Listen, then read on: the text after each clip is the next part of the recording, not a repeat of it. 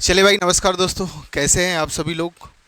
और वर्ग 3 की यूनिट 7 का एक पार्ट है द्विघात समीकरण, जिसे बोलते हैं क्वाड्रेटिक इक्वेशन, जो हम आज आपको डिस्कस करने वाले हैं। सबसे पहले उसके कॉन्सेप्ट को समझेंगे और फिर उसके बाद क्वेश्चन को सॉल्व करेंगे। तो जल्दी से पेन कॉपी उठाइए और तैयार हो जाइए। चलिए भाई, देखो,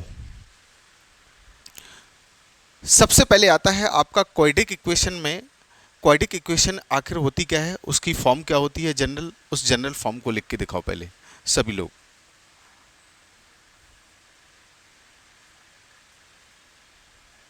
क्या बोलते हैं? द्विघात समीकरण। द्विघात समीकरण बोलते हैं इसको।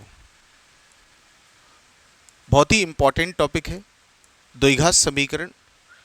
और द्विघात समीकरण की जनरल जो फॉर्म होती है वो क्या होती है? ए एक्स स्क्वायर क्या होती है? A x square plus b x plus c equal क्या होता है? ज़ीरो। ये होता है आपका द्विघात समीकरण। अच्छा, ये बहुपद भी होता है, लेकिन यहाँ पर क्वाड्रेटिक इक्वेशन इसलिए बना देते हैं क्योंकि इक्वल में जीरो लिख देते हैं, इसलिए इसे इक्वेशन बना देते हैं। क्या मानते हैं? इक्वेशन मतलब जिसे बोलते हैं समीकरण। लेकिन आपको एक चीज़ का ध्यान रखना है कि ए नॉट इक्वल जीरो होना चाहिए। यहाँ पर ए जो है ना, जीरो नहीं होना चाहिए, क्योंकि अगर ये जीरो हो जाएगा ना तो ये चीज़ पूरी जीरो हो जाएगी, फिर ये आपकी क्वाड्रेटिक इक्वेशन मतलब ये आपका द्विघात समीकरण नहीं रहेगा।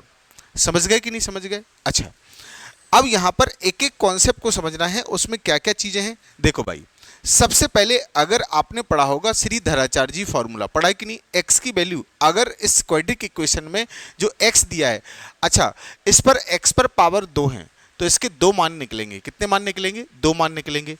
अरे निकलेंगे कि नहीं? अगर 3 पावर है इस पर तो वो 3 पावर वाले अलग होते हैं, उनके दो मान उनके 3 मान निकलेंगे। 4 पावर वाले होंगे, 4 मान निकलेंगे। लेकिन ये देखिए, यहाँ पर एक चर वाले हैं। एक चर तो आप जानते ही हो जिसकी एक वेरिएबल हो। क्या हो? एक वेरिएबल। जैसे एक्स है, यहाँ पर बाई तो नहीं है। अगर बाई अगर आ जाए एक्स के साथ तो फिर दो चर वाले हो जाते हैं, लेकिन यहाँ पर हम एक चर वाला है, और इसी को ही अपन क्या बोलते हैं? द्विघात समीकरण बोलते हैं, जिसका फॉर्म जनरल फॉर्म क्या होता है? A x square plus b x plus c. यहाँ पर धराचार्य जी वाला आपने फॉर्मूला पढ़ा होगा। एक्स की वैल्यू अगर निकालनी हो तो कैसे निकालते हैं? माइनस का b plus minus under root क्या होता है? बी स्क्वायर माइनस 4ac क्या होता है? 4ac अपॉन क्या होता है? 2a। अगर आपको अगर कभी भी फॉर्मूला, अगर आपको x की वैल्यू निकालनी हो ना, तो ये वाला फॉर्मूला आपको याद रखना होता है। और दूसरी चीज़, ये तो इमरजेंसी वाला फॉर्मूला है। कब? जब अपने को अगर इसके फैक्टर नहीं हो तो फिर इसका इस्तेमाल करना है। ठीक है ना? अच्छा, x के दो मान निकलेंगे। क्या निकलेंगे? x के दो मान निकलेंगे। x के दो मान कौन कौन से निकलेंगे? देखो यहाँ से एक x का मान निकलेगा कौन सा? अगर हम एक बार यहाँ पर प्लस लगा दें तो क्या आएगा? माइनस का b plus under root b square minus का क्या होगा? 4ac अपॉन में क्या हो जाएगा? 2a। ये निकलेगा x का मान। अच्छा, एक x का मान और निकलेगा। क्या निकलेगा भैया? इसे x1 मान लेते हैं, इसे x2 मान लेते हैं, या फिर x ही रहने दो, इसको x1 x2 नहीं करो। दो मान आपके निकलेंगे x के ही। एक x का मान निकलेगा माइनस बी, और एक बार हम यहाँ पर माइनस लगा देंगे तो क्या आएगा? Under root b square minus का क्या हो जाएगा? 4ac अपॉन में क्या आएगा? 2a। अच्छा, जब x के दो मान निकले तो आपको एक चीज देखने को मिलती है, क्या? जिसे बोलते हैं मूल। क्या बोलते हैं? मूल। जिसे बोलते हैं रूट्स। क्या बोलते हैं? रूट बोलते हैं। मूल क्या होते हैं? अब अपन कंफ्यूज में आ जाते हैं कि भैया ये मूल क्या है। भाई आप दिमाग में एक चीज सेट कर लो, मूल कहीं इधर उधर से नहीं आते हैं। जो x के जो दो मान निकलते हैं, इन्हीं को ही क्या कहा जाता है? मूल कहा जाता है। लेकिन आपको यहाँ पर एक चीज़ ध्यान रखना जरूरी है। अगर हम मूल की बात करें तो अगर क्वाड्रेटिक इक्वेशन है तो इसके मूल कौन कौन से होंगे? अल्फा और बीटा होंगे। क्या होंगे? अल्फा और बीटा। क्या माने जाते हैं? जो मूल होते हैं अल्फा और बीटा माने जाते हैं। अल्फा बीटा के मान कुछ अलग नहीं होते हैं। अल्फा बीटा के मान, जो x के जो दो मान निकलते हैं, एक मान अल्फा का होता है, एक मान काय का होता है? बीटा का मान होता है। बात समझ में आ गई कि नहीं आ गई? छोटी सी चीज़ है। अच्छा, यहाँ पर एक चीज़ और अपने को याद रखनी है। एक इस तरीके से लिख लेना, जिसे बोलते हैं विविक्ति कर। क्या बोलते हैं? विविक्ति कर क्या कहलाता है? विविक्ति कर क्या कहलाता है? जिसे बोलते हैं डिस्क्रिमिनेंट। क्या बोलते हैं? डिस्क्रिमिनेंट। डी बराबर डी बराबर होता है बी स्क्वायर माइनस का क्या होता है 4ac। क्या होता है, इसको याद कर लो। कभी भी अगर आपसे विविक्तिकर पूछ लेगा, किसी भी अगर क्वाड्रेटिक इक्वेशन दे रहा है उसका विविक्तिकर पूछा जा रहा है, इसका मतलब है कि डी का मान, और ये डी का मान बहुत ही इंपॉर्टेंट होता है। अगर मैं बी स्क्वायर माइनस 4ac की जगह पे अगर यहाँ पर डी रख दूँ तो कहने का मेरा मतलब सिर्फ इतना सा है, ध्यान से देखिएगा। कहने का मेरा मतलब है कि अल्फा का मान कितना आएगा, अल्फा मतलब जो आपके मूल हैं उनके मान क्या आएंगे। एक अल्फा का मान आएगा माइनस का बी प्लस अंडर रूट क्या आएगा डी अपॉन 2a। बीटा का मान क्या आएगा, बीटा का मान आएगा minus b minus under root D upon क्या हो जाएगा 2a, ये हो जाएगा। ये अल्फा और बीटा के मान आपके आ गए हैं, और ये हैं आपके क्या रूट, जिसे बोलते हैं मूल। अब ध्यान रखें, अब आप लोग एक चीज़ सोचते हैं कि सर मूल जो होते हैं ना, ये अल्फा और बीटा, मूल जो है ना डिपेंड, इसका मान डिपेंड करता है कौन सी चीज़ पर। देखो भाई ध्यान से देखना, इसका मान डिपेंड करता है इस वाली चीज़ पर। मतलब कहने का ये हुआ कि जो डी होता है ना, डी पर डिपेंड करता है काय का मान, अल्फा और बीटा का। कैसा मान होगा इसका, वो डिपेंड करता है आपका डिस्क्रिमिनेंट, मतलब विविक्तिकर पर डिपेंड करता है। देखो अगर मैं इन दोनों को जोड़ दूं, मूलों का योग निकल आएगा। देखो भाई, अगर मैं यहां पर क्या करूं, दोनों को जोड़ दूं, मैं आगे लेके चलता हूं। अब आगे लेके चलेंगे तो देखिए यहां पर सबसे पहले हम क्या निकालेंगे, मूलों का योग। क्या निकालेंगे, मूलों का योग। अगर हम मूलों का योग निकालें, मूलों का योग, तो मूलों का योग कैसे निकलेगा, alpha plus beta. Alpha plus beta, अगर हम दो आपके पिछले उसमें मान जो मैंने लिखे थे दो आपके, अल्फा बराबर क्या लिखा था minus b upon a minus plus under root D upon a 2a, और बीटा बराबर क्या लिखा था माइनस का b minus under root D upon 2a। अगर आप इन दोनों को जोड़ोगे तो क्या निकलेगा, जोड़ने के बाद आपको क्या मिलेगा, माइनस का b अपॉन क्या मिलेगा a। ये देखो क्या मिलेगा, माइनस का b अपॉन ए। तो कभी भी अगर आपको मूलों का योग चाहिए तो क्या आएगा, माइनस का b अपॉन ए। आप इन दोनों को जोड़ देंगे, d से d कट जाएगा, आपको क्या मिलेगा, माइनस का b अपॉन ए मिलेगा। आप जोड़ के देख लीजिएगा। अगर आपको मूलों का गुणनफल चाहिए, मूलों का गुणनफल क्या चाहिए, गुणनफल, मतलब यहां पर मैं इंग्लिश में भी लिख देता हूं, इंग्लिश मीडियम वालों को परेशानी नहीं होगी। यह आएगा sum of roots. Sum of roots अगर आपको निकालने हैं तो आप इस तरीके से निकाल सकते हैं, और प्रोडक्ट ऑफ रूट्स ये आ जाएगा आपका प्रोडक्ट ऑफ रूट्स।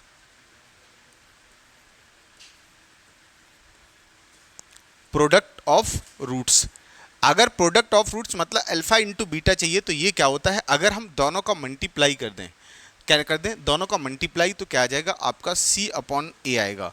और यहाँ पर d जो है ना आपका बी स्क्वायर माइनस 4ac होता है, ध्यान रखिएगा। ये दोनों चीज़ें आपको याद रखनी है। मूलों का योगफल जो होता है ना वो माइनस का b अपॉन ए होता है, और मूलों का गुणनफल जो होता है वो क्या होता है, c अपॉन ये होता है। अब एक एक चीज़ मैं देखिए यहाँ पर प्रूफ करके नहीं बता पाऊंगा क्योंकि इतना समय अपने पास नहीं है, तो ये आपको ध्यान रखना है, ठीक है। चलिए इसके बाद आता है आपका, ये आपके मूल हो गए। मूल कुछ और नहीं होते हैं, मैंने आपको पहले भी बता दिया कि मूल जो है ना x के जो दो मान निकलते हैं वही आपके मूल कहलाते हैं। अब आती है चीज़ क्या है कि अगर आपको कभी भी एक क्वाड्रिक इक्वेशन पूछे और मूल देके अगर आपसे क्वाड्रिक इक्वेशन पूछ रहा है तो समीकरण कैसे निकलेगा, द्विघात समीकरण कैसे निकलेगा, इसको स्टार लगा के लिख लेना, द्विघात समीकरण। द्विघात समीकरण कैसे बनाओगे आप इक्वेशन कैसे बनाओगे, क्वाड्रिक इक्वेशन आपकी जो बनेगी वो क्या होगा, एक्स स्क्वायर माइनस क्या आ जाएगा, अल्फा प्लस बीटा, और ये आएगा x plus alpha into beta equal क्या हो जाएगा, 0। कहने का मतलब ये हुआ कि अगर मैं लिखूं यहाँ पर एक्स स्क्वायर माइनस मूलों का योग, मूलों का योग और एक्स, और ये आ जाएगा मूलों का गुणनफल, मूलों का गुणनफल।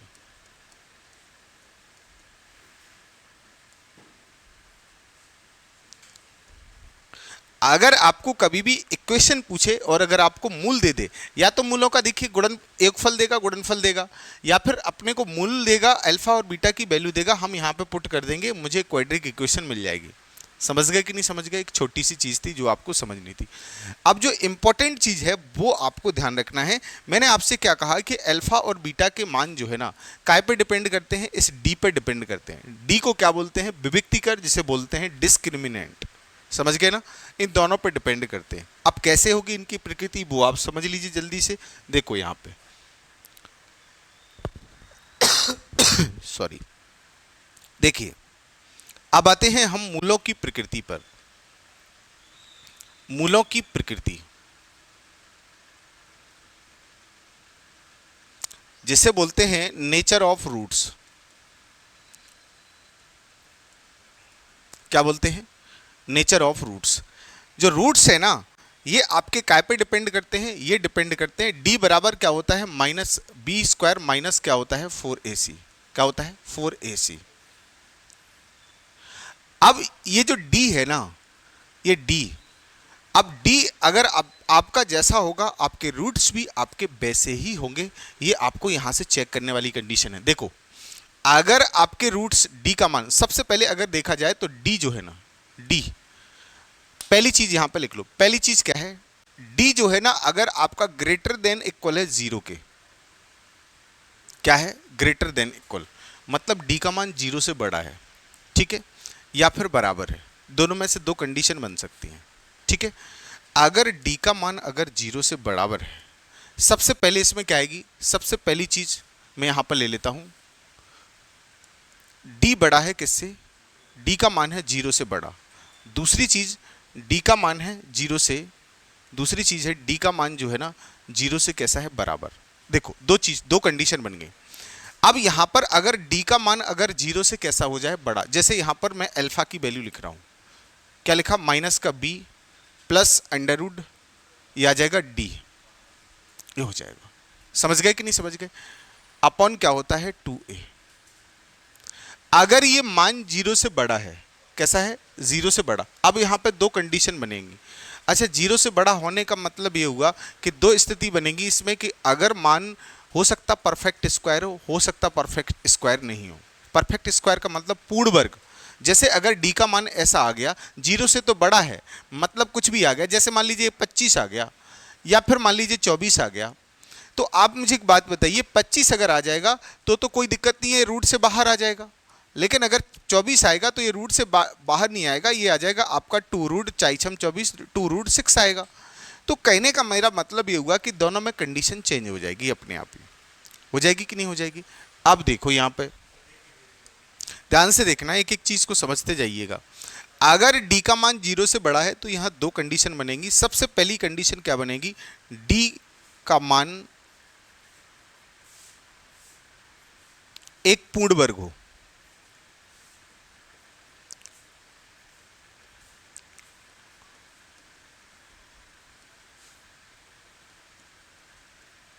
क्या हो? एक पूर्ण वर्ग संख्या हो। तो आप जानते हैं कि जैसे अल्फा का मान अगर माइनस का बी है, और यहां पर जो है ना, ये डी का मान जो है ना आपका कैसा आ गया? एक पूर्ण वर्ग संख्या है। पूर्ण वर्ग संख्या का मतलब रूट से बाहर निकल गया। कैसे निकल गया? रूट से बाहर। जैसे एग्जाम्पल के तौर पे अगर हम देखें, या फिर आप चाहे ना तो सीधा सीधा भी लिख सकते हैं, उसमें भी कोई दिक्कत नहीं है। सीधा सीधा याद कर सकते हैं, एक एक चीज़ को आप समझते जाएंगे ना तो फिर ज़्यादा दिक्कत नहीं आएगी। जैसे अगर मैं यहाँ पर लिख दूँ, जैसे मैंने एक क्वेश्चन लिखा 3x² प्लस 4x और प्लस 3 बराबर 0, ये लिखा मैंने।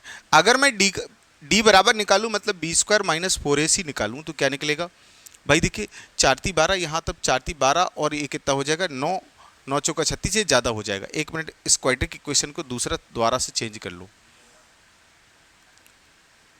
इस क्वाड्रेटिक इक्वेशन को चेंज कर लो।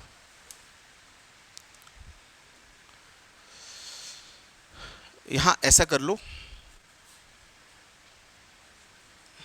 x² 4 4 × 12, ये आ जाएगा आपका 4 और 2 24। हाँ, इसको यहां पर ऐसा लिख लेते हैं, ये लिख दिया मैंने 6x प्लस क्या लिख दिया मैंने? 4 4 लिख दिया, बराबर क्या लिख दिया मैंने 0। अब यहाँ से बी स्क्वायर माइनस 4ac निकालेंगे तो क्या निकलेगा, बी स्क्वायर माइनस 4ac निकलेगा तो ये आ जाएगा 6 का स्क्वायर माइनस 4।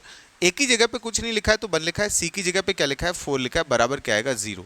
तो ये आएगा 36 माइनस कितना हो जाएगा 16, 36 माइनस 16, 36 माइनस 16 आएगा ना, तो तब तो ये कितना बच रहा है, ये बच रहा है 20। लेकिन अपने को तो चाहिए कितना, पूर्णवर्ग संख्या नहीं आ रहा। एक काम करो, छोड़ो इसको, इसको छोड़ो, आप सीधा यहां लिखिए, ज्यादा उसमें मत पड़िए। अब देखो, अगर आपको मूल चाहिए ना तो इसके जो, अगर यहां पर ये पूर्ण वर्ग है तो इसके मूल कैसे होंगे, इसके मूल समान होंगे। कैसे होंगे, समान, और कैसे होंगे, वास्तविक होंगे। कैसे होंगे, वास्तविक होंगे। इतना आप याद रखिए, ठीक है ना। इसमें भी आपके मूल कैसे होंगे, अगर d बराबर, अगर पूर्ण वर्ग है, और दूसरी चीज है कि d का मान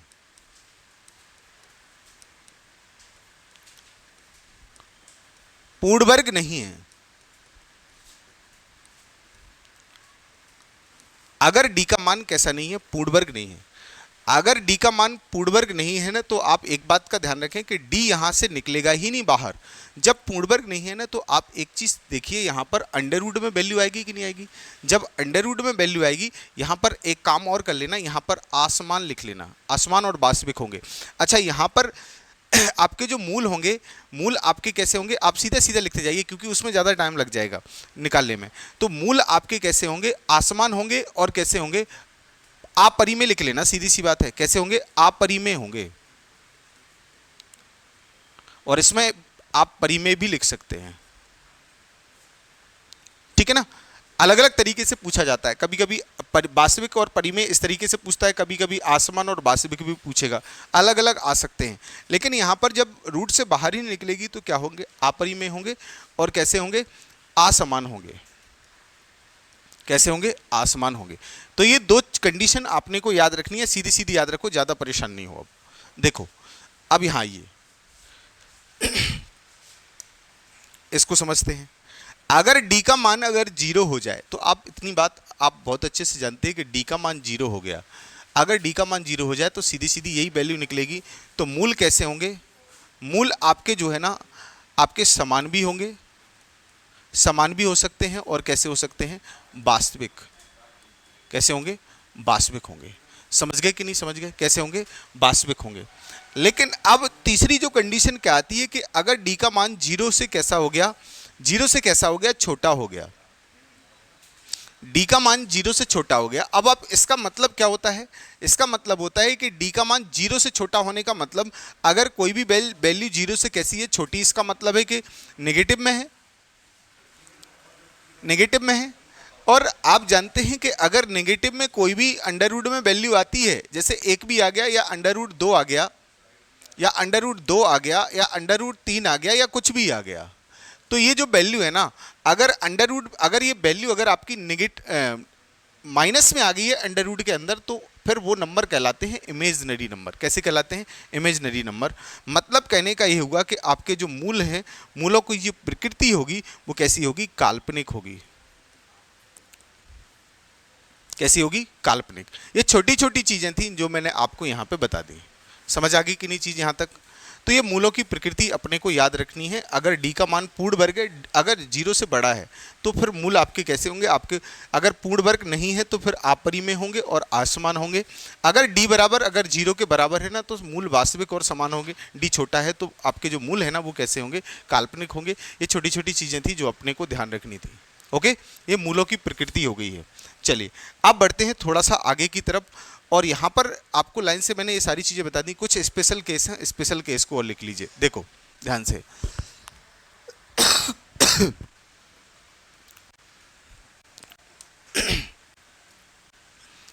ध्यान से देखिएगा।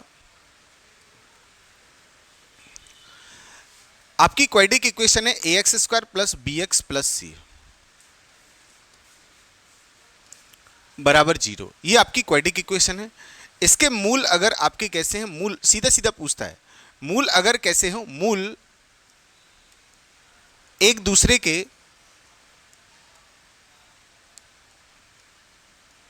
व्युत्क्रम है। व्युत्क्रम का मतलब जानते हो? व्युत्क्रम का मतलब होता है रेसिप्रोकल। क्या बोलते हैं? रेसिप्रोकल। रेसिप्रोकल का मतलब जैसे अगर इस क्वाड्रिक इक्वेशन का एक मूल अगर अल्फा है, एक मूल क्या है? अल्फा है, तो एक मूल क्या होगा? 1/अल्फा। मतलब समान समान है, लेकिन यहां पर समान है, लेकिन कैसे हैं? व्युत्क्रम में। कैसे हैं? व्युत्क्रम में। लेकिन एक दूसरे के क्या है? व्युत्क्रम है। तो अब आप यहां पे निकालेंगे, कुछ भी निकालेंगे, alpha plus beta, alpha into beta. अगर मैं यहां पर अल्फा इंटू बीटा निकालूं, alpha into beta, alpha into beta क्या होगा? यही होगा कि नहीं? ये अल्फा है, ये बीटा है, तो अल्फा इंटू बीटा क्या होता है? सी अपॉन ए। तो ये आ जाएगा सी अपॉन ए। ए की जगह पे कितना लिखा है? ये। अब यहां पर ये अल्फा है, बीटा की जगह पे अल्फा। अल्फा से अल्फा कैंसिल हो जाएगा, कहने का मतलब है कि ए इक्वल काय के हो जाता है? सी के। तो ये कंडीशन आपको याद रखनी है कि कोई भी अगर क्वाड्रेटिक इक्वेशन हो, उसके मूल अगर एक दूसरे के क्या है? रेसिप्रोकल हैं। कैसे हैं? रेसिप्रोकल। तो अपने को सोचने की जरूरत नहीं है, ए बराबर काय के कर देना है, सीधा सी के बराबर कर देना है। बराबर भी हो, मूल एक दूसरे के रेसिप्रोकल, और ऐसा भी लिख लेना, और समान। ये चीज और लिख लेना, ठीक है? तो आपका सीधा याद रखना है, आपको ए काय के बराबर कर देना, सीधा सी के बराबर कर देना, और कुछ जरूरत नहीं है। चलिए, इसके बाद एक और स्पेशल केस आता है। मूल आपके कैसे हो? यदि a x square plus b x plus c a quadratic equation है आपकी, के मूल समान लेकिन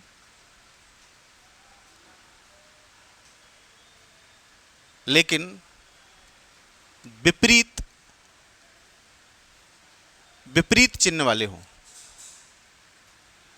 मतलब इनके साइन डिफरेंट हो लेकिन समान हो। कैसे हो? समान। जैसे कहने का मतलब ये हुआ कि इसका एक मूल जो अल्फा और बीटा था, एक अल्फा है तो दूसरा क्या है? माइनस का अल्फा। क्या है? माइनस का अल्फा। तो ऐसे में अपने को कैसे निकालना है? देखो भाई, तो यहां पर जो आपको निकालना होगा क्या? अल्फा प्लस बीटा अगर हम निकालेंगे ना, तो क्या आएगा? अल्फा प्लस बीटा होता है माइनस का बी अपॉन ए। अगर मैं इसको अगर कैंसिल आउट कर दूं, तो यहां पर अगर अल्फा इंटू बीटा होता, अल्फा प्लस बीटा होता है माइनस का बी अपॉन ए, मतलब क्या होगा? ये जीरो हो जाएगा, तो यहाँ पर तो जीरो हो गया, जीरो बराबर क्या आएगा? माइनस का बी अपॉन ए। तो अगर हम यहाँ पे इसका क्रॉस मल्टीप्लाई करेंगे, तो माइनस का बी बराबर क्या हो जाएगा? जीरो। कहने का मतलब है कि बी की वैल्यू काय के बराबर कर दो? काय के बराबर कर दो? जीरो के बराबर कर दो, बस। लेकिन ये कब करना है? जब आपके मूल कैसे हों? विपरीत चिन्ह वाले हों और समान भी हों, ठीक है ना? तो ये कुछ छोटी सी थ्योरी थी जो मैंने आपको बता दी। अब अपन करते हैं क्वेश्चनों को, ठीक? चलो, अब उठाइए पेन कॉपी और शुरू हो जाइए। कैसे निकालना है क्वेश्चनों के आंसर? पहला क्वेश्चन आपके सामने ये है। देखो, क्वाड्रिक इक्वेशन बनानी है। आप हमेशा एक बात का ध्यान रखें, अगर ये फैक्टर कर रहे हैं, अगर ये टूट नहीं रहा है, धराचार्जी लगा के तोड़ देना। क्या लगा के? धराचार्जी लगा के। और अगर आसानी से टूट रहा है तो कोई परेशानी नहीं है। देखो, अब सॉल्व कैसे करना है, डायरेक्ट शॉर्टकट कैसे करना है वो देखिए। जैसे लिखा 2x square minus 9x plus 10 बराबर 0 है, तो सबसे पहले आपको क्या करना है? आपको एक्स स्क्वायर के आगे देखना है कुछ लिखा तो नहीं है। अगर नहीं लिखा है तो बहुत अच्छी बात है, और अगर लिखा है तो सबसे पहले इसका मल्टीप्लाई इसमें कर लो जो सिंगल लिखा है भाई। तो अगर मैं इसका मल्टीप्लाई इसमें कर दूं तो क्या आ जाएगा? 2 का मल्टीप्लाई 10 में करूंगा ना, तो कितना हो जाएगा? 20। अब 20 को ऐसा तोड़ो कि माइनस का 9 बचना चाहिए, ऐसे 2 खंडों में तोड़ दो। तो ऐसे खंडों में अगर हम तोड़ेंगे तो क्या तोड़ सकते हैं भाई? अरे 5 इंटू 4 में तोड़ दें कि नहीं तोड़ दें? बोलो, कोई दिक्कत? 5 इंटू 4 में 5 चौका 20, गुणा करने पर 20 आना चाहिए, और प्लस या माइनस करने पर 9 आना चाहिए। तो अब यहां पर जो वैल्यू आएंगी वो क्या आएंगी? माइनस का क्या आएगा? माइनस का 5 आएगा और माइनस का 4 आएगा। क्यों? क्योंकि माइनस का 5 आएगा, माइनस का 4 आएगा, तभी तो जाके ये माइनस का 9 बनेगा। बनेगा कि नहीं बनेगा? चलो भाई, हो गया ना काम। अब कुछ नहीं करना है, बस आपके आंसर सीधे सीधे आएंगे। अब आपके x के 2 मान आएंगे। सबसे पहले माइनस का 5 है, माइनस का 5 है तो आप उधर ले जाएंगे ना तो प्लस का हो जाएगा। काय का हो जाएगा? प्लस का। तो माइनस का 5 है तो आपका इधर बनेगा क्या? प्लस का 5। लेकिन अगर एक्स स्क्वायर के आगे कुछ भी लिखा है वो उसमें क्या कर दीजिए? उसका उसमें डिवाइड करना है। अगर यहाँ कुछ नहीं लिखा है तो बहुत अच्छी बात है, फिर कुछ जरूरत नहीं है। अच्छा, एक मान ही आ गया। दूसरा मान, माइनस का 4 है, उस तरफ जाएगा, जीरो के उस तरफ जाएगा, साइन चेंज कर देंगे अपन तो काय का हो जाएगा, ये प्लस का हो गया, काय का हो गया, प्लस का। लेकिन यहाँ एक्स स्क्वायर के आगे जो भी लिखा है उसका हम क्या कर देंगे, डिवाइड। 2 से काटेंगे कितने बार, 2 बार। लो भाई साहब एक्स के मान आ गए, और ये एक्स के मान ही आपके मूल हैं। क्या है ये, मूल हैं, कुछ और अलग नहीं है। समझ आएगी चीज़ की नहीं, तो ये आपको ध्यान रखना है। ये आपके x के मान आ गए, और जो आंसर आएगा आपका वो कितना आएगा, आपका 5/2 और कितना आएगा, 2 आएगा। बोलो कोई दिक्कत किसी को? तो जो भी यहाँ पर साइन आएंगे जब हम मान निकालेंगे, तो ये सीधी सी बात है कि अगर इसके गुणनखंड पूछेगा, क्या पूछेगा, गुणनखंड, गुणनखंड अगर पूछेगा, जब गुणनखंड पूछेगा तो क्या करोगे, फिर इसको तोड़ लेना। देखो भाई आप ऐसा लिख सकते हैं 2x² माइनस, इसको क्या लिख दे, 5x लिख दो, और माइनस क्या लिख दो, 4x लिख सकते हैं कि नहीं। अरे माइनस का 5 माइनस का 4 कितना हो जाएगा, 9x, प्लस कितना हो जाएगा, 10, बराबर में क्या आएगा, 0। यहाँ से इसका पेयर बना लो दो दो के, यहाँ से कॉमन क्या आएगा, यहाँ से कुछ भी कॉमन नहीं आ रहा, x कॉमन आ रहा, x ले लेंगे तो यहाँ से क्या बचेगा, 2 बचेगा, एक x बाहर ले लिया, अंदर क्या बचेगा, ये 5 बचेगा। लो भाई इसको क्या लिख दें, इसको इसमें से कॉमन क्या ले सकते हैं हम दोनों में से, इसको लिख दें 5 गुणा 2, इसको लिख दें 2 गुणा 2। तो यहाँ से 2 कॉमन आ रहा है कि नहीं आ रहा, आप निकाल लीजिए। तो क्या निकाल लें, माइनस का 2 कॉमन, माइनस का 2 कॉमन निकाल लिया, तो ये इधर प्लस की जगह क्या बचेगा, माइनस, तो ये बचेगा आपका एक 2 बच गया, एक x बच गया, प्लस का बचा 5, इक्वल में क्या आएगा, 0। अब यहाँ से कॉमन क्या आ रहा है आपका, 2x, यहाँ पर माइनस का बचेगा, ये ध्यान रखना, ये माइनस का बचेगा। अब यहाँ पर क्या आएगा, 2x माइनस का 5, और यहाँ क्या बचेगा आपका x और माइनस का 2 बराबर 0। ये आपके गुणनखंड कर दिया अपन ने ये। अब यहाँ से आप 2x माइनस 5 बराबर 0 कर दो, तो क्या आ जाएगा, 2x बराबर क्या आएगा, 5, मतलब x की वैल्यू कितनी आएगी, 5/2 ये आ जाएगा। अब हम क्या करेंगे, x माइनस 2 बराबर 0 करेंगे, तो x बराबर क्या हो जाएगा, 2 हो जाएगा। आपके आंसर निकल आएंगे नहीं, दोनों तरीकों से आप कर सकते हो, कर सकते कि नहीं। चलिए आगे आइए, अगले क्वेश्चन की तरफ बढ़ो, इसे बनाओ, इसके मूल चाहिए। अब घबरा मत जाना कि मूल क्या है, अरे पता है आपको, अभी मैं चिल्ला चिल्ला के बता रहा था कि मूल कुछ और नहीं होते हैं, जो x के जो 2 मान निकलते हैं उसी को ही मूल कहते हैं। कहने का मतलब है कि x का मान निकालना है। तो अब भाई यहाँ से क्या लिखा है, x² माइनस 9x प्लस 18 लिखा है ये। अब मुझे क्या करना है, मुझे निकालना है मूल। तो अब यहाँ x² के आगे तो कुछ है ही नहीं है, जब नहीं है ना तो बहुत अच्छी बात है। तो सिर्फ किसको तोड़ना है, इसको तोड़ना है, 18 को। 18 को ऐसा तोड़ो, प्लस माइनस करने पर 9 आना चाहिए। तो क्या लिख दें, 6 18, क्या लिख दें, 6 और 3, 6 और 3, 6 और 3 कितना हो जाएगा, 9, और 6 18, टूटेंगे, टूट गए, टूटेगा कि नहीं। लेकिन अपने को ये माइनस का चाहिए, तो ये भी माइनस का होगा, ये माइनस का होगा, तब जाके क्या बनेगा, प्लस का 18 बनेगा और माइनस का 9 बनेगा। बात समझ में आ रही कि नहीं। और -6 और प्लस अगर हम दोनों को ऐड करेंगे ना, तो ये कितना बनेगा, ये बनेगा माइनस का 9 बन जाएगा। अरे बनेगा कि नहीं, ये 18 बनेगा और ये माइनस का 9 बनेगा। बस आपके आंसर आ गए। तो x की वैल्यू क्या आएगी भैया, देखिए माइनस का 6 है, तो उसको जब उस तरफ जाएगा तो क्या हो जाएगा, प्लस का 6। यहाँ x² के आगे कुछ है नहीं है, अगर होता तो हम भाग लगा देते। अब यहाँ पर आइए, एक दूसरा मान क्या आएगा, प्लस का, माइनस का 3 है तो क्या आएगा, प्लस का 3। यहाँ x² के आगे कुछ है नहीं है, वरना आपके आंसर यही आ गए, प्लस का 3 और प्लस का कितना आएगा, 6। ऑप्शन नंबर ए आपका आंसर सही आ गया। बताओ कोई दिक्कत परेशानी हो तो बोलो हमें। तो आपको द्विघात समीकरण के गुणनखंड कैसे करने हैं, मतलब मूल कैसे निकालने हैं, x का मान कैसे निकालना है, वो ऐसे आप डायरेक्ट निकाल सकते हैं, गुणनखंड से भी निकाल सकते हैं, जैसा आपके पास समय हो, है ना। वैसे तो आप सोच के ही बता सकते हो, देख के बता सकते हो इसका आंसर क्या आएगा, है क्या उसमें कुछ है ही नहीं है। ठीक है, चलो आगे अगले उस पर आइए। हाँ, आपको इसमें कह रहे हैं कि द्विघात समीकरण कौन सा है। सबसे पहले इसको देखो, क्या लिखा, पहले वाले को देखें, x माइनस 3/x लिखा हुआ है, बराबर x²। अब अगर मैं इधर x ले लूं तो ये आ जाएगा x² माइनस 3, और ये आ जाएगा x²। भाई देखिए इसका ऐसे मल्टीप्लाई होगा, 3 पावर वाला x आएगा, मतलब ये क्वाड्रेटिक इक्वेशन नहीं है। अच्छा इधर आओ, क्या लिखा, x², दूसरे को चेक करो, x² प्लस 3/x²। अगर हम क्रॉस में मल्टीप्लाई करेंगे, बराबर क्या लिखा है, 1। इधर क्रॉस में मल्टीप्लाई करेंगे इसका तो 4 पावर बन जाएंगी। ये आपका द्विघात समीकरण नहीं होगा। क्यों, क्योंकि आप इसको सॉल्व करोगे x² नीचे आएगा, इसका इसमें करोगे तो क्या आएगा, x की पावर 4 प्लस 3 बराबर 1। यहाँ पावर 4 बन गई, ये आपका क्वाड्रेटिक इक्वेशन में नहीं आएगा। अच्छा, अगर मैं इन दोनों को देखूं तो ये दोनों आपके क्वाड्रेटिक इक्वेशन में, अगर ये रूट जो है ना, ये रूट अगर यहीं तक है, ठीक है ना, तो ये भी आपकी क्वाड्रेटिक इक्वेशन है। और अगर इस 2 को हम उस तरफ ले जाएं तो ये भी आपकी पावर 2 बचेंगी, तो ये भी क्वाड्रेटिक इक्वेशन है। तो ये दोनों चीजें आपकी क्वाड्रेटिक इक्वेशन में रखी जाएंगी कि नहीं, बोलो? किसी को कोई दिक्कत यहां तक नहीं है ना? कौन सा?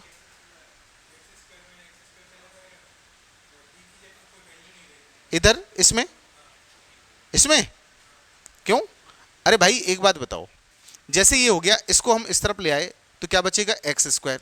इसको भाई को उस तरफ ले गए तो माइनस का 4, तो माइनस का हो गया 5, बराबर क्या हो गया? माइनस का 5। तो एक्स स्क्वायर, अगर एक्स स्क्वायर है और एक्स वाली वैल्यू नहीं है तो भी वो क्वाड्रिक में होगा। एक बात का हमेशा ध्यान रखना। जैसे क्या होगा कि जैसे मान लीजिए ये लिखा है a x square plus b x plus c बराबर 0, ये है। सी का मान आपके पास है, बी का मान हो सकता है 0 भी हम रख सकते हैं ना, बी का मान, लेकिन ये पावर ये नहीं होना चाहिए, ये अपने को 2 पावर होना जरूरी है। तो बी का मान अगर नहीं भी है तो भी कोई दिक्कत नहीं है, तो भी आपकी क्वाड्रिक इक्वेशन ही मानी जाएगी। कहने का मतलब है कि एक्स स्क्वायर भी लिखा है अकेला तो भी एक क्वाड्रिक इक्वेशन है। क्यों? क्योंकि आप अगर चाहें तो इसको ऐसा भी तो लिख सकते हैं,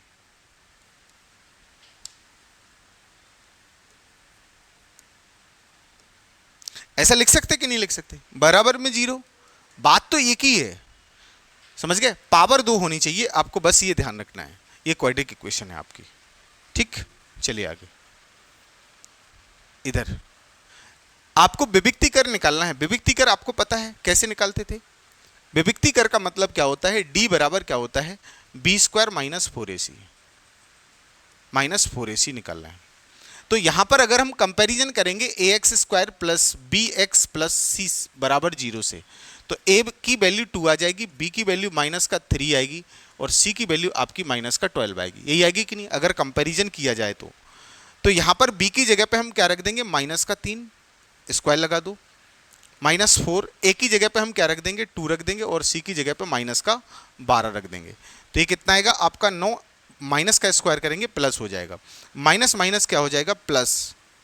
ये आ जाएगा कितना? 12 दूने 24, 24 चौके 72, 72 और 9 कितना हो जाएगा? 72 और 9, अच्छा 12 चौके 48 दूने कितना हो जाएगा? 12 × 36, अच्छा ये मल्टीप्लाई गड़बड़ हो रहा है। तो ये कितना आएगा? 8 12 नंबर 108 आ रहा ना, 105, 105 कैसे आएगा? हाँ, ये माइनस माइनस प्लस हो रहा ना, माइनस माइनस प्लस हो गया, तो ये कितना आएगा?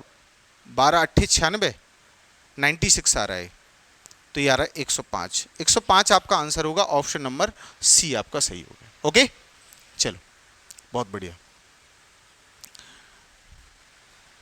नेक्स्ट क्वेश्चन पे आइए, इस क्वेश्चन को बनाइए।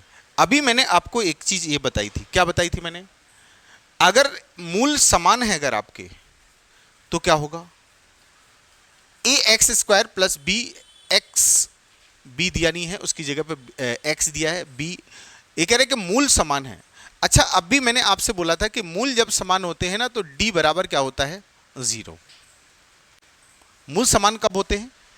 अभी अपन को मैंने मूलों की प्रकृति मैंने आपको बताई थी कि मूल समान तब होते हैं जब डी बराबर क्या होता है? 0 होता है। जब डी बराबर क्या होता है? डी बराबर 0 होता है। जब डी बराबर 0 होता है ना, मतलब बी स्क्वायर माइनस 4ac काय के बराबर होना चाहिए?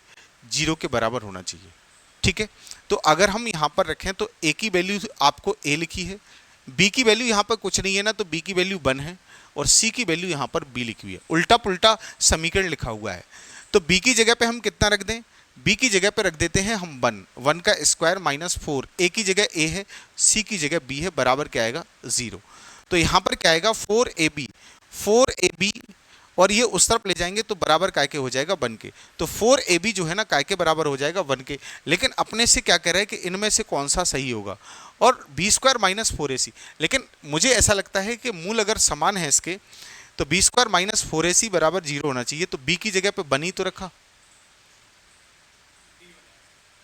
कौन सा? फोर्थ वाला, हाँ।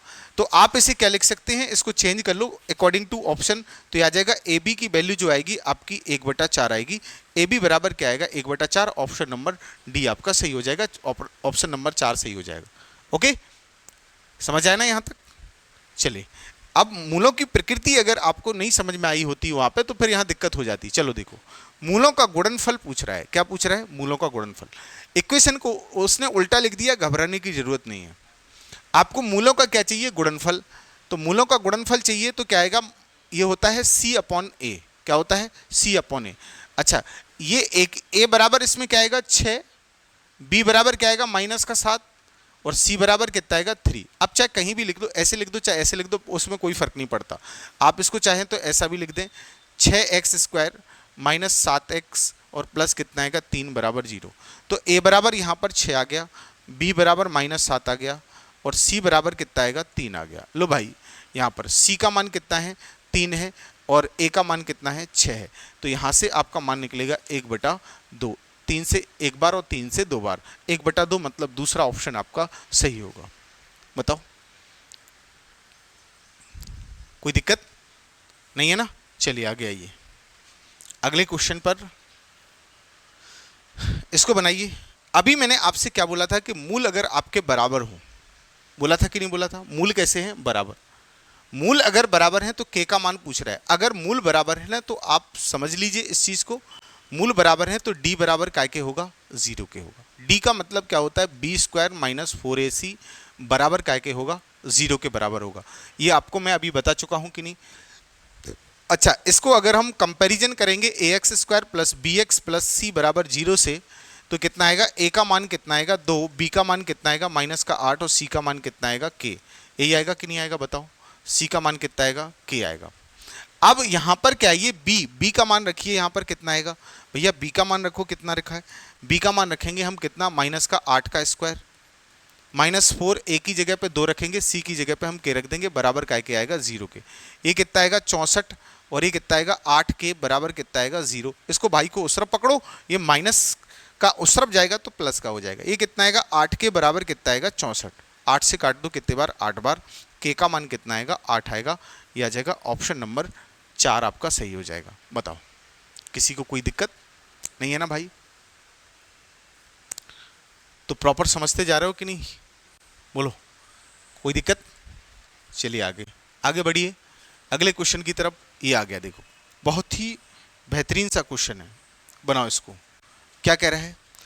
P के किस मान के लिए समीकरण इतने के मूल वास्तविक और बराबर हैं? अब देखिए, मैंने आपको पहले भी बोला था कि मूल अगर समान है और वास्तविक है तो भी आपका d बराबर क्या होगा? क्या होगा? d बराबर क्या होगा? 0 होगा, क्योंकि मूल समान है ना, तो d बराबर 0 ही रखना है आपको। अब यहां पर कंपैरिजन करेंगे ना, तो a बराबर कितना आएगा? p, b बराबर कितना आएगा? 2√5 और c बराबर कितना आएगा? 4। यही आएगा कि नहीं आएगा? अब यहां पर d तो जानते ही हो आप, d का मतलब क्या होता है? b² - 4ac बराबर क्या रखना है? 0। क्यों? क्योंकि मूल वास्तविक है। मूल वास्तविक और समान है, इसका मतलब d का मान 0 होगा। क्या होगा? d का मान 0। ध्यान रखें, बार बार मैं रिपीट कर रहा हूं, बार बार रिपीट करने से आपको भी चीजें याद हो जानी चाहिए। b का मान रखिए, यहां पर b का मान रखेंगे हम 2√5, वहां से उठा के रख दो, स्क्वायर लगा है स्क्वायर लगा दो, -4, a का मान रख दो p और c का मान रख दो 4, बराबर में लगा दो 0। इधर से 2 का स्क्वायर करेंगे 4 और √5 का करेंगे तो 5 4 5 कितना हो जाएगा? 20। भैया आएगा कि नहीं आएगा? ये कितना आएगा? 16p बराबर कितना आएगा? 0। इस 16p को उस तरफ ले जाओ, प्लस का हो जाएगा, तो इधर क्या बचेगा? 20। इसको p बराबर कितना आएगा? 20 बटे कितना आएगा? 16। 4 से काट दो 4 बार, 4 से काटो कितने बार? 5 बार। तो आंसर क्या बनेगा? 5/4, ऑप्शन नंबर 2 आपका सही हो जाएगा। बताओ, कहीं किसी को कोई परेशानी? बिल्कुल बेहतरीन क्वेश्चन है और ऐसे क्वेश्चन एग्जाम में बहुत पूछे जाते हैं। ठीक है, चलिए आगे इसको बनाइए। द्विघात समीकरण के मूल हैं। अच्छा, मैंने आपसे क्या कहा था? मूल निकालने के लिए आपके पास एक ही रास्ता है, आप काय का मान चेक करिए, डी का मान। डी का मान कैसा है उसी हिसाब से आपके मूल होंगे। तो तुरंत दिमाग में खोपड़ी में घंटी बज जानी चाहिए, मुझे क्या निकालना है, डी का मान। काय का मान निकालना है, डी। डी बराबर क्या होता है, डी बराबर होता है बी स्क्वायर माइनस 4ac। अभी मुझे कुछ भी पता नहीं है, लेकिन जब तक हम मान नहीं निकालेंगे तब तक कुछ पता नहीं चलेगा। यहाँ पर क्या लिखा है आपका ए बराबर 4 है, बी बराबर कितना है 4 है, और सी बराबर कितना है 1 है। उठा के यहाँ रख दो भैया, बी का मान कितना रख दें, 4 का स्क्वायर माइनस 4, ए का मान रख दें 4, और सी का मान क्या क्या रख दें 1। अब यहाँ पर मुझे पता नहीं है काय के बराबर जा रहा है, ये जाएगा 16, 16 माइनस 16, 16 माइनस 16 क्या हो गया 0। भैया डी का मान काय के बराबर आ गया 0 के। तो अब भी मैंने आपको बताया था कि नहीं बताया था, डी का मान जब 0 होता है तो मूलों की प्रकृति आपकी कैसी होती है, समान और कैसी होती है, वास्तविक। तो कौन सा आंसर लगाओगे आप, ऑप्शन नंबर कौन सा आएगा, सेकंड। बात समझ में आ गई कि नहीं आ गई। अगर यहीं पर डी का मान अगर छोटा होता किससे, 0 से, भैया अगर डी का मान छोटा होता 0 से तो आपके मूल होते इमेजनरी। कैसे होते, इमेजनरी। अगर डी का मान बड़ा होता 0 से तो यहाँ दो कंडीशन बनने वाली हैं, या तो पूर्ण वर्ग और एक पूर्ण वर्ग नहीं। पूर्ण वर्ग होती तो आपके मूल कैसे होते भैया, असमान होते और वास्तविक भी होते। कैसे होते, आसमान और वास्तविक। लेकिन अगर आपके पूर्ण वर्ग होती तो मूल समान भी हो सकते थे और परिमेय और अपरिमेय भी हो सकते थे। ये मैंने आपको बता दी दोनों कंडीशंस, ठीक है ना। शुरुआत में मैंने डिस्कस कर दिया था ये सारी चीजें। ओके, समझ आया कि नहीं आया। चलो भाई नेक्स्ट आगे बढ़ो। देखो भाई क्या कह रहे हैं, के x square minus 6x plus 3 के मूलों का योगफल और गुणनफल दोनों बराबर हैं। लो भैया एक काम करो, मूलों का योगफल क्या होगा, alpha plus beta. Alpha plus beta होता है कि नहीं होता, आप कहेंगे जी सर। और अल्फा इंटू बीटा दोनों बराबर है। ये कह रहे कि गुणनफल भी बराबर है और योगफल भी बराबर है। अच्छा यहां से a बराबर क्या निकलेगा k, b बराबर क्या निकलेगा माइनस का 6, c बराबर क्या निकलेगा, पूरा लेना है भैया, ये पूरा लेना, छोड़ मत देना इसे, वरना तुम कहोगे 3 ले लो, k लेना है। अब यहां पर रखेंगे हम क्या, आपको पता है बहुत अच्छे से कि मूलों का जो योगफल है वो होता है माइनस का b अपॉन a, होता है कि नहीं होता है। गुणनफल क्या होता है, c अपॉन a होता है। अब यहाँ पर b का मान रखेंगे, b का मान कितना है माइनस का 6, माइनस पहले से लिखा है, ये माइनस का 6 हो गया। a का मान कितना है k बराबर c का मान कितना है 3k बटे, और यहाँ पर a का मान कितना है, a का मान है k। यही है कि नहीं भाई, देखिए k से, हाँ यही है सब कुछ, 3k एक ही जगह पे k लिखा है, बहुत बढ़िया, चलो कोई दिक्कत नहीं है। अब अगर मैं इसको इससे कैंसिल आउट कर दूं तो माइनस माइनस क्या हो जाएगा प्लस, प्लस का 6 हो जाएगा, बराबर क्या आएगा 3k। मुझे चाहिए k का मान, तो 3 से इसको काट देंगे 2 बार, तो k का मान जो है ना कितना हो जाएगा 2 हो जाएगा। ये आएगा ऑप्शन नंबर 1, आपका आंसर सही हो जाएगा। बताइए क्या परेशानी है इस क्वेश्चन में, कहीं किसी को दिक्कत आ रही हो तो बोलो जल्दी से, नहीं आ रही ना। चलिए आगे बढ़िए अगले क्वेश्चन की तरफ। चलो इसको बनाइए, ये आपको बेहतरीन क्वेश्चन है जो आपसे पूछ रहा है। देखो भैया मैं बहुत स्लो तरीके से मैं आपको बताऊंगा इस क्वेश्चन को, ध्यान से देखना। आपको एक इक्वेशन दी गई है जिसका क्वाड्रेटिक इक्वेशन दी गई है, मतलब एक द्विघात समीकरण दिया है जिसका आपसे क्या पूछ रहा है, मूल दिए हैं अल्फा और बीटा, 1 अल्फा प्लस 1 बीटा का मान पूछ रहा है। चलो सबसे पहले हम निकालेंगे, ये पूरी इक्वेशन सीधी की सीधी दी गई। अल्फा प्लस बीटा क्या होता है माइनस का b अपॉन ए, अल्फा इंटू बीटा क्या होता है c अपॉन ए, क्या होता है c अपॉन ए। ए होता है कि नहीं होता। मुझे चाहिए क्या, 1 अल्फा का स्क्वायर प्लस 1 बीटा का स्क्वायर, यही चाहिए कि नहीं, आप कहेंगे जी सर। अच्छा मैं इसको थोड़ा सॉल्व कर लूँ, सॉल्व करेंगे ना तो क्या हो जाएगा, ये अल्फा स्क्वायर और बीटा का स्क्वायर, नीचे का नीचे कर दो मल्टीप्लाई, इसका इसमें करेंगे तो क्या आ जाएगा बीटा का स्क्वायर, प्लस इसका इसमें करेंगे तो ये कितना हो जाएगा अल्फा का स्क्वायर। अच्छा मेरे पास अल्फा स्क्वायर बीटा स्क्वायर का तो मान है ही नहीं है, तो आपने एक फॉर्मूला पढ़ा होगा, अरे मास्टर बनना है आपको, आपने अल्फा स्क्वायर प्लस मतलब ए स्क्वायर प्लस बी स्क्वायर का फॉर्मूला पढ़ा है। आप कहेंगे जी सर पढ़ा है। क्या होता है भैया, देखिए a प्लस बी का होल स्क्वायर और माइनस का क्या होता है 2ab, ये होता है भाई। इससे ज़्यादा तो आपको कुछ सोचने की ज़रूरत ही नहीं है। तो आप इसकी जगह पे क्या लिख सकते हैं, इसकी जगह पे लिख सकते हैं अल्फा प्लस बीटा का whole square minus 2 alpha beta लिख सकते हैं। बटे ये अलग अलग पावर लगी है ना, तो मैं एक साथ लिख के पावर लगा देता हूं, बात तो एक ही है भाई। देखिए दोनों पे अलग अलग पावर लगी है, एक साथ लगा दो कोई फर्क नहीं पड़ता है, समझ गए। अब मेरे पास जो मान दिए गए हैं मैं यहां पे रख दूंगा। अल्फा प्लस बीटा का मान कितना दिया है, माइनस का बी अपॉन ए, स्क्वायर लगा है स्क्वायर लगा दो। 2 अल्फा इंटू बीटा का मान कितना दिया है, सी अपॉन ए। नीचे ये क्या लिखा है, अल्फा इंटू बीटा का मान क्या है, सी अपॉन ए, स्क्वायर लगा है स्क्वायर लगा दो। लो भाई अब इसको सॉल्व करना है, इसको सॉल्व जैसी करोगे आंसर आपका आ जाएगा। तो इधर में देखो जगह तो है नहीं है, इधर कर देता हूं, ध्यान से देखिएगा, एक एक चीज को समझते जाइएगा। देखो ये लिखा है माइनस का B square upon a, minus का स्क्वायर करेंगे प्लस हो जाएगा, उधर आएगा बी स्क्वायर बटे क्या हो जाएगा, ए स्क्वायर, माइनस ये आ जाएगा 2c अपॉन क्या हो जाएगा, ए। नीचे क्या हो जाएगा, इसका स्क्वायर करेंगे तो सी स्क्वायर, और नीचे क्या हो जाएगा, ए स्क्वायर। भैया यहाँ पर स्क्वायर आएगा, ऊपर हम क्या ए स्क्वायर हम क्या ले लें, एलसीएम ले लें, ऊपर ले लें कि नहीं ले लें भाई। अगर ए स्क्वायर से ए स्क्वायर कट जाएगा तो इधर बचेगा बी स्क्वायर, माइनस ए से ए स्क्वायर को डिवाइड करेंगे ना, ए स्क्वायर में डिवाइड करेंगे ए बचेगा, तो यहाँ ए का मल्टीप्लाई हो जाएगा तो क्या हो जाएगा 2ac अपॉन ये आ जाएगा सी स्क्वायर अपॉन ए स्क्वायर। ए स्क्वायर से ए स्क्वायर को काट दो तो फाइनल जो बचा अपने पास वो क्या बचा, b square minus 2ac। Answer match कर रहा है कि नहीं कर रहा, अपॉन सी स्क्वायर। कौन सा आंसर मैच कर रहा है, पहला ऑप्शन मैच कर गया, बहुत बढ़िया, पहला आंसर आपका बिल्कुल सही होगा। ऐसे क्वेश्चन आपको पूछे जाने हैं वर्ग 3 में, ठीक है ना। चलिए बहुत बढ़िया, चले आगे अगले क्वेश्चन पर। तो आपको सारी बातें समझ में आई होगी, अगर नहीं आई ना तो क्लास को रिकॉर्डेड हो जाएगी, क्लास को रिपीट करके देख लेना एक बार, मजा आ जाएगा, है ना। चलिए नेक्स्ट आगे आइए, इसको बनाइए। लो भैया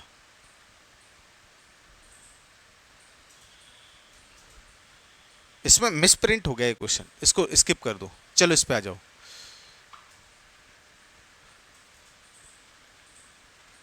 इसमें अपने को 1 मिनट रुकिएगा, मैं चेक कर लेता हूँ पेपर का। चलो ठीक है, इसको आइए, इस क्वेश्चन को बनाओ।